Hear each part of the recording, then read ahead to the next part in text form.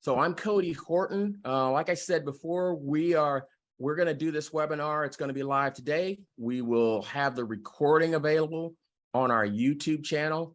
If you have a question, put your question in the chat and I'll get to that question. Daniel's also going to help me look at those questions. But today I'm going to talk about something that's really near and dear to my heart. And I want to talk about how sourcers and recruiters and how that relationship impacts your diversity recruiting efforts, but it also impacts your ability to recruit in general and hire the people that you want to hire. Whether you have an internal team or you're using contractors or you're using a sourcing partner as an outside sourcing service, the practices that I'm going to talk about will help you improve the impact of that sourcer and that recruiter relationship, which is so critical in the hiring process. The most important thing I'm going to talk about today is really about the mindsets that's going to help you get to where you want to go. And you have to be intentional about creating that impactful, results-focused outcome from the sourcer-recruiter relationship. I recently did an informal poll on LinkedIn, and 89% of the people who responded to the poll said that there is room and opportunity to improve the sourcer recruiter. Now, the other 11%, a lot of those people weren't recruiters, they were hiring managers. And what that says to me is they were looking back and saying, hey, I don't think there's hope, or maybe they thought there wasn't a problem. I didn't get a chance to dig into that anymore. But one of the things that I always say is recruiting is a head and heart business. And to be successful, you have to use your head and you have to open your heart, because you're in the business as a recruiter or sourcer of changing people's lives. So hiring is a team sport. It's a team effort, and everyone in the hiring process has a responsibility. Certainly the candidate has to do their job and prepare for the interviews. Sourcers, recruiters, coordinators, and hiring managers also have a role to play. And today I'm going to talk about the sourcer recruiter relationship, because that's the biggest part of this process. So the kind of sourcer I'm going to talk about, there's a lot of debate on what is a sourcer. That's not what this talk is about. I'm going to talk about the kind of sourcer who reaches out, finds candidates, and talks to them. And so that's a different kind of sourcer than some companies use. Our sourcers, as a sourcing as a service business, we hire full cycle recruiters who love to source. They certainly could do the recruiter job, but they love to source, and that's where they choose to spend their time. So my focus today is on that process, on that partnership between the recruiter and the sourcer.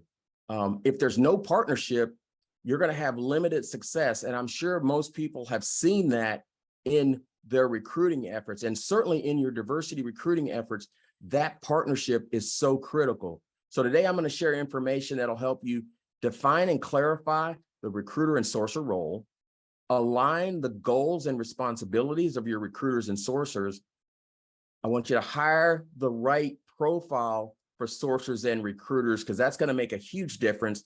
And then I'll talk about how do you establish the handoff process to make sure everyone is doing their job in that process, and then share some information on, hey, the importance of the communication, the speed of communication, and that feedback loop. And then I'll share a few considerations of what you want to think about when you're building and executing your recruiting and sourcing strategies. And then no good webinar will be good without talking about how do you leverage the right data and the KPIs to make informed decisions and to measure how well you're doing as a talent acquisition function with recruiting and sourcing. So here's what you have to align on. You've got to align on defining and clarifying the roles for the sourcers and the recruiters. I know you see a lot of videos on YouTube or wherever it is about the recruiter versus sourcer, the difference in the roles. What I'm saying today is those roles have different competencies and skills and interests and intrinsic motivations.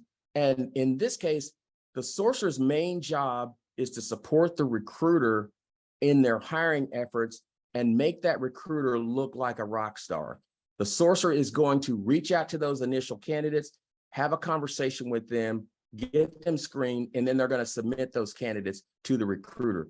The recruiter's job in our scenario is to really manage the process, work with the interviewers, work with the interview teams, work on the internal process, handle the onboarding, the pre-work, and then be involved in that first 30, 60 to 90 days. So when you hire the right process, to hire the right sourcer and recruiter, you've got to look at the profile. And this is not a one size fits all for sourcers and recruiters. They have different skills, different motivations, like I touched on, and their results are going to be different. And so what you need to do is look at that sourcer. You want to have someone, when you're looking for a sourcer, when we're hiring sourcer, the profile we hire is someone who loves full cycle recruiter, but they love sourcing even more. So they've got the skill not only to talk to candidates, but they sometimes fill in for the recruiter and they actually talk to the hiring managers. So they've got soft skills and then they've got hard sourcing skills, and they love using the sourcing skills, and they're really curious about tools, and they're very, very focused on hunting and finding and researching and uncovering every rock that they could possibly uncover, because that's what the sourcer would do. That's your best profile for a sourcer in our space. The recruiter is someone who is amazing at relationship building and managing the process and influencing and moving people forward and taking no's and really understanding the business that they're working in. Not that sourcers don't have that, but if the recruiter has all those skills and all that capability and has the patience to move everyone through that process, it's going to make a difference in the relationship and in the process.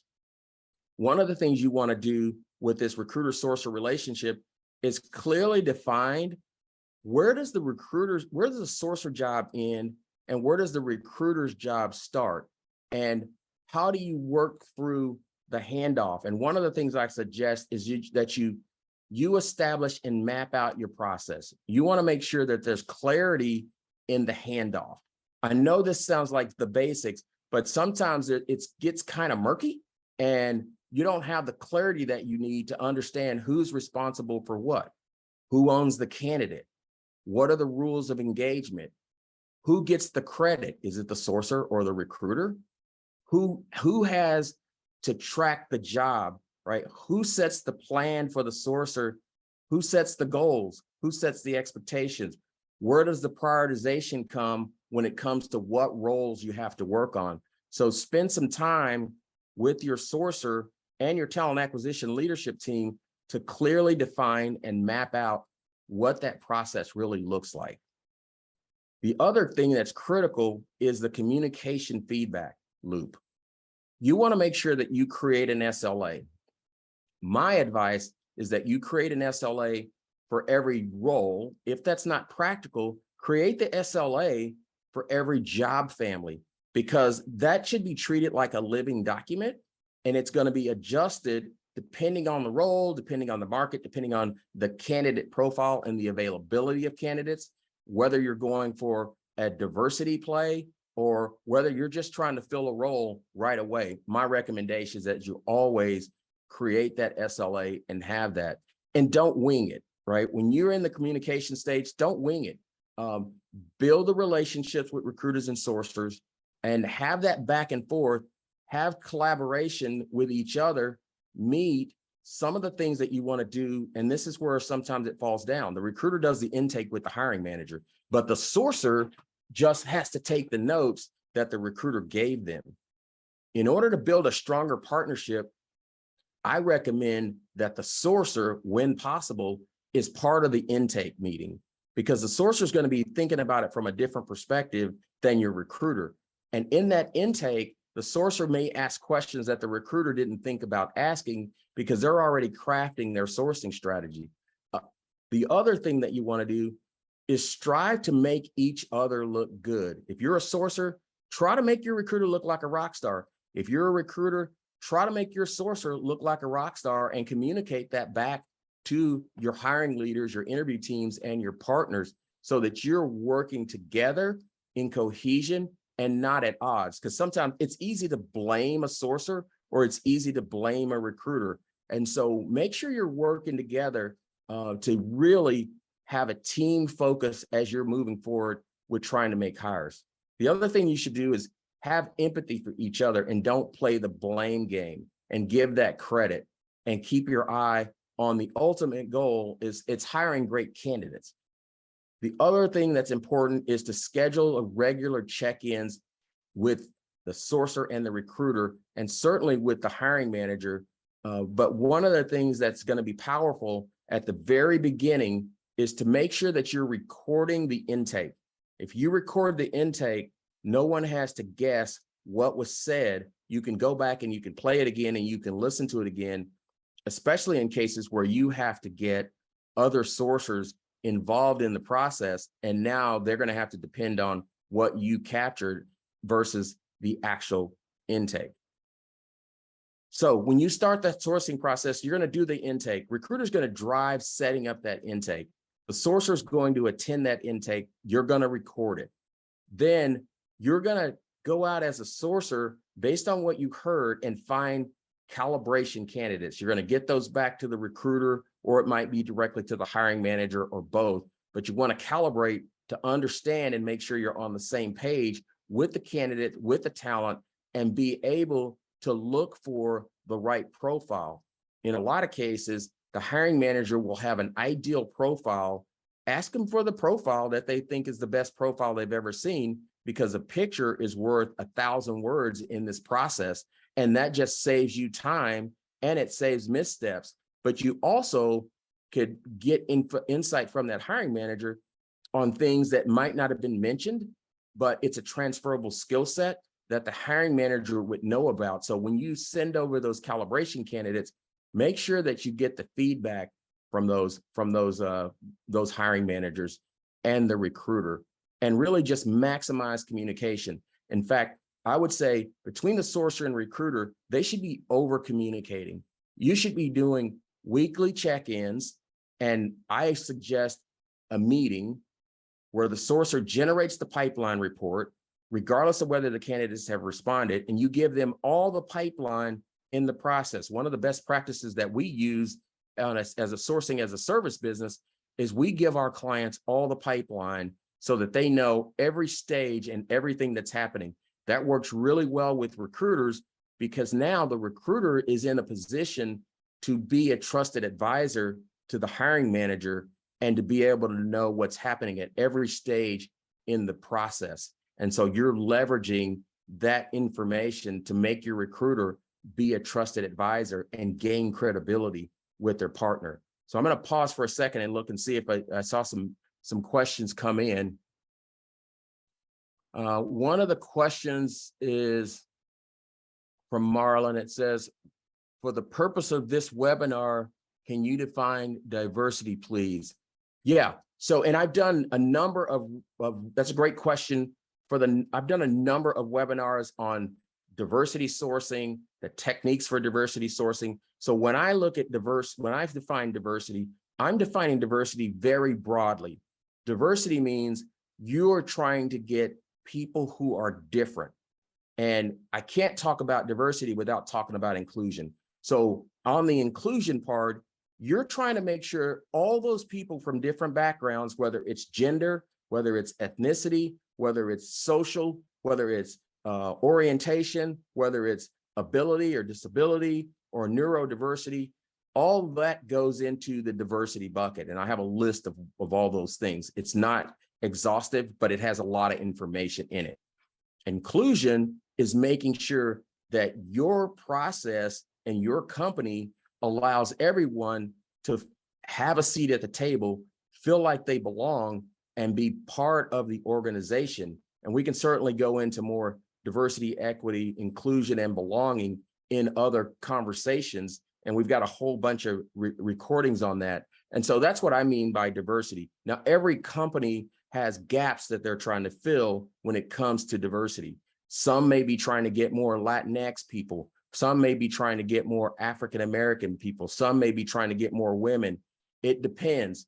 And so there are areas that companies want to focus on, but my suggestion to every sourcer is to cast a wide net so that you don't miss any talent, and then narrow and then focus specifically on pools of talent, because you're going to adjust your search strings and the locations that you're searching. And Marlon, I'm happy to spend some more time and get some time with you to share more on that. Great question. I've got another question here from Jeff. It says, how do I set boundaries as a recruiter without offending, or as a sourcer without offending the recruiter or the hiring manager? No, I think that's a great question, Jeff, on how you set those boundaries. And one of the things that I think is most important for the sourcer is to actually start by setting expectations. Start up front with the recruiter, with the hiring manager, and use that service level agreement, that SLA that I talked about earlier. Make sure that you're communicating often and you're clear. There's no ambiguity in what's being asked. Ask a lot of questions. Raise any concerns initially about things that you're seeing as you're talking to candidates. Make sure that you're sharing that data so that the recruiter feels supported by your work. And you also want to be proactive and earn the trust of your recruiter, because that's your primary customer. The hiring manager is the end customer, but the recruiter is going to be interfacing with the hiring manager a lot. And don't operate in a vacuum. Sometimes sourcers go out and they just put their heads down and they're sourcing. Well, the game may have changed. The role may have changed. Something in the business climate may have changed. Make sure that you're communicating and over communicating with your recruiter and the hiring manager, if that's appropriate, and make sure that you're sharing information on the market conditions. And you also have the latest on what they're trying to accomplish. And then, like I said before, make your recruiter look like a rock star. They're going to love you. They're going to always want to work with you, and they're going to love you if you're doing those things. So that's a great question, and it's one of the big problems that we have with sourcing and recruiting. Let me see. I've got another question from Jennifer. Jennifer says, we're planning to build an internal sourcing team. What advice do you have? Jennifer, that's a great question. One of the things that I would advise you to do if you're building your own sourcing team, well, first of all, having built these sourcing teams before, I'd say don't do it. But if you are going to do it, here are the things you want to be able to do. You want to make sure as a talent acquisition leader that you budget enough money so that the sourcing team can actually source, because you hired them. They are wired a certain way and they want to do that work. What happens sometimes is you build a sourcing team, but when you're not hiring and bringing candidates in, then we start to assign the sourcers pet projects and other things that have nothing to do with sourcing.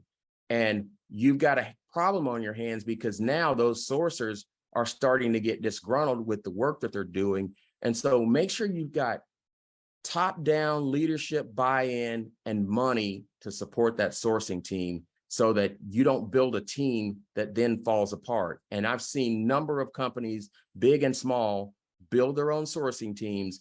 And then when times get tough, or something happens in the economy, or for whatever reason, they either dismantle the sourcing team, which creates a bad reputation for you on the market, or they have those sources and recruiters doing something that's not aligned with the work that they want to do. Let me see. So there's some other questions. I'm going to get to some of those other questions, but I know we don't have a ton of time, and I'll get to these questions. If I don't get all the questions answered, I will answer them via email. But one way or the other, we'll get those questions answered. One of the things I want to talk about is, how do you leverage data for making decisions? First of all, is what are you going to look at? Specifically to the recruiter-sourcer relationship, I'm going to talk about things that you need to look at as a sourcer, things you need to look at as a recruiter, and then what are the shared things that you need to look at. First of all, track time. Time is a critical metric that applies to both the sourcer, the recruiter, and the interview process. And in a hyper competitive market, time is not on your side. So you want to use metrics with the sourcer like, hey, sourcer submission to recruiter time. How long did that take? Recruiter submission to the hiring manager. How long did that take? Feedback time. How long does it take for the recruiter to get feedback to the sourcer and for the hiring manager or the interview team to get feedback to the recruiter? That's critical. Those are things you can track and you can discuss and you can work easily to improve those things because it's just a communication part. You also want to be able to share candidate sentiment. That's going to come from the sourcer when they're talking to people who are further up in the funnel, and candidates always tell them why they want to engage you or why they don't want to engage you. And so they're going to be able to get things about, is it your location? Is it your company brand? Is it the compensation? Using that data, the sourcers are going to have the most current information that they can share. You also want to be able to share data and use your ATS or use your CRM or use the hiring demographics once someone is hired.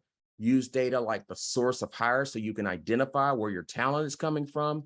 And you also want to show what was the source of the pipeline. Some recruiters don't like to use pipeline. I use pipeline. And you want to be able to say, where are the buckets that pipeline came from? What pools have we been looking in? And what talent are we finding in those pools? And are we seeing things that say this bucket of talent tends to decline to engage us? Those are things that are going to help you make decisions. The other key metrics and KPIs that you want to look at for the sourcer is the submission to recruiter accept ratio. Did you submit candidates and the recruiter accepting them or are they rejecting them? That means if they're rejecting a high number, that means you got to make an adjustment somewhere in your sourcing or something changed in the job that the recruiter hasn't communicated to you. It's back to that communication thing. Time to submission, I talked about that. Recruiter satisfaction with the sourcing effort. That's an important one because the recruiter is going to have a perception of how valuable that relationship is. And you want to ask them, feedback is a gift. So sourcers need to know how satisfied that recruiter is. And then any kind of feedback on the candidates is stuff that you want to include. If you're getting poor feedback on all your candidates, there's an adjustment that you can make very quickly. But if you don't know about it, you can't make the adjustment. Now, for the recruiter, you want to be able to share feedback from the hiring manager with the sourcer. How frequently, how often are you doing that? But some of the things you want to measure is what's the hiring manager satisfaction? Because the recruiter is interfacing with the hiring manager satisfaction is a great indicator of how well you're doing. It's not just hires. You also want to be able to measure as a recruiter, what is the percentage of people who are in your interview loops as interviewers who've completed your inclusive interview training and who are using your inclusive interview practices. Those are things that you want to measure because that's going to get to the quality of the interviewers and what's their capability. And then how often are you having to coach or correct something that you saw in the interview process? That one's a little squishy, but it's something that you would have a better sense for. And then the recruiters should make sure that there is an interview scorecard, right? And you want to look at what's the completion rate for the interview scorecard. Not that you just have a card, but is everyone actually filling in the entire part of the scorecard so that you create consistency? And what's your interview to hire ratio? That's going to give you how many interviews. It's going to answer a few things. You'll be able to make adjustments, and certainly we can talk about this in more detail, but I want to be cognizant of time. And as always, you're measuring recruiters on the number of hires. So there's some shared metrics that I want to talk about, and these are the ones that link the recruiter and the sourcer at the hip. Candidate experience satisfaction is a big one because the candidate is going to assess how well the entire process worked. And if they got the job, that's one thing. If they didn't get the job, that's another thing. And so recruiters and sourcers and the whole interview team share that metric. Time to submission to the hiring manager. That's a shared responsibility. I know I listed it for the recruiter, but the sourcer has a major part to play in that effort. And then you want the hiring manager submission to interview ratio. How many of those submissions is the hiring manager saying, yes, we want to go forward and we want to interview that candidate? So let me get, I see some other questions here. One of the questions is, how do I encourage the recruiter to see themselves as a partner in the hiring process? Yeah, that's a great question. That question came from Adam Smith. Adam, so one of the things that you want to be able to do is you want to be able to build trust. I touched on this before. You want to be able to share that insight. You want to be able to talk about some of the metrics that are shared metrics. You want to share the pipeline with the recruiter and meet with them and talk about what's happening in that funnel. You also want to be able to get the recruiter to ask the hiring manager to reach out to candidates who aren't responding to you as a sourcer. So hiring manager assisting with candidate outreach, that's one of the things that your recruiter can actually encourage your hiring manager to do, or the recruiter can reach out. But if the recruiter reaches out, it's just another recruiter reaching out.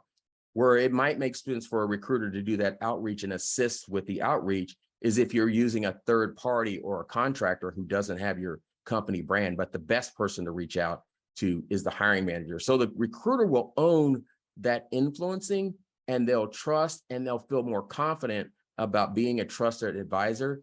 And you never go around your recruiter as the sourcer unless they say go around us and work directly with the hiring manager. You don't want your recruiter to be blindsided.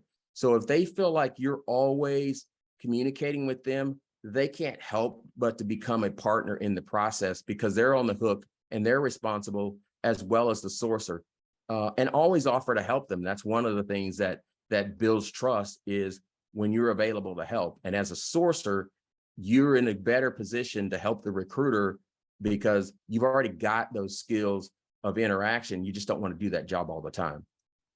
So let me look and see. I see another question from Carol. Any tips on creating a good service level agreement? Yeah, so with a service level agreement, you want to create something that's going to give you the ability to measure stages in your process and give you feedback and influence and information that would allow you to make a decision. And the SLAs should be tied to the goal. If your hiring goal is to hire someone in the next 60 days, you want to back the process up and set the milestones in your SLA and the responsibilities in the SLA so that everyone can see if they are doing the things that they need to do. Now, I suggest that you use that SLA as a living document. That SLA can change, and I mentioned that it can change by role or by job family because not all jobs are created equally. And I'll talk through a little bit on some of the times that are there, but there's some key components that you want in that SLA. And I've talked about a few of them. You can take those, especially from the metric section, and put those in. But as far as the process, the SLA is just it's an agreement up front as to how you're going to work and what the results are. Let me see. I've got another question from Marlon.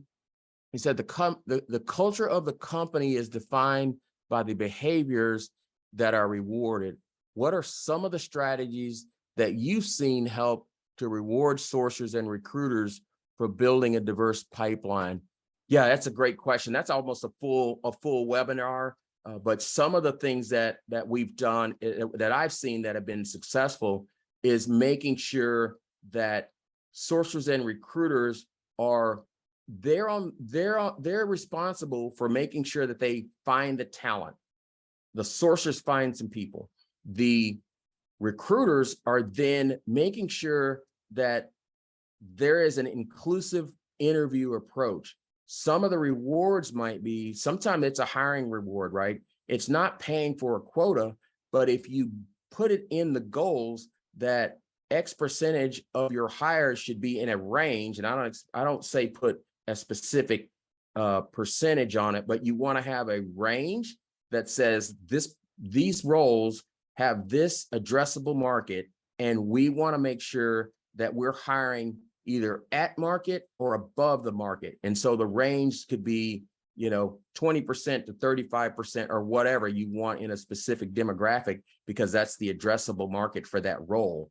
Recruiters would get rewarded and bonused for hitting their targets and hitting their goals across hiring. So you have to look holistically at the rewards. There could be team awards, time off awards, other bonuses that are there, recognition, all those things outside of, recruiters and sourcers, we're in the business of empowering people to change their lives. So there's some satisfaction in improving by connecting great people to great opportunities, but you can actually create monetary rewards, and there's a whole list of things that you could do. So I'm happy to get some time and talk with you more about that.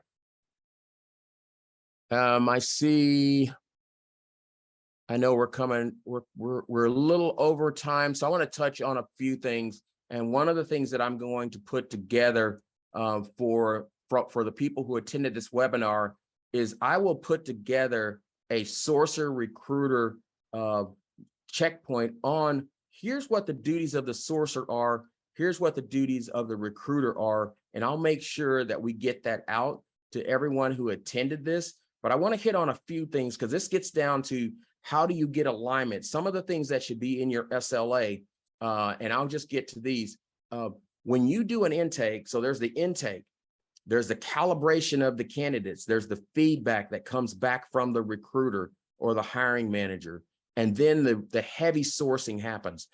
When the sourcer finally starts sourcing, it's 14 to 21 days that you're going to be submitting a candidate that your recruiter is trying to get scheduled for the next step. The next gate in that step is on the recruiter side. The sourcer is going to keep sourcing, but the next step after the 14 to 21 days is at that 6-week point. If you don't have candidates who have been moving through your interview process, you've got something's not right. If they're not getting close to finalists, or you've got a number of people in process, there needs to be a conversation with the sourcer and the hiring manager on expectations, because by week 8, you should be at a point where you're ready to go to offer for a candidate. So that's not very much time. That's 40 to 45 days that you're looking to be able to go to offer. And you need to reset if you're not in a place where you've got finalists and you're ready to extend an offer. You may not have extended it because things in your process might be happening, but those are things that you definitely want to be able to do. In my next webinar, I'm going to really cover a little bit more on what's that relationship building. So I'll tee this up. Sourcers, when it comes to building relationships with candidates, the sourcers should get to know the talent before they ever know about the opportunity. Now, they've got tools to do nurture campaigns and do outreach and do value-added content that makes a difference, and you got to work with your branding teams on that. Recruiters should work on staying in touch with the talent once they get introduced to you, whether they go through your interview and get a job offer or not, providing them feedback, giving them updates, and just staying in touch and shopping them for other roles. Those two, if you can do those two things, you're going to build some amazing candidate relationships, and you're going to know that talent before you ever know about a job opportunity. So have consistency, be able to work through that from a relationship perspective. And then the final things that I want to talk about is standardization for consistency. You want to be able to standardize your interviews and your phone screens. I know that we're at time, but I think it's important to use phone scripts for the sourcers so that you know what things you are going to be asking every time to every candidate. For the recruiters, making sure that you have interview guides and competencies and questions that those hiring teams and those interview teams are going to address as part of the process. And those are two big things that I think, there's a lot of discussion around, but I think those are important to standardizing and having the consistency. So I appreciate you taking the time to join us today. I want to thank you. If you want to reach out to me on LinkedIn. You can reach me at email. It's Cody@diverserecruitingexperts.com. I want to give you happy hunting and have a great week.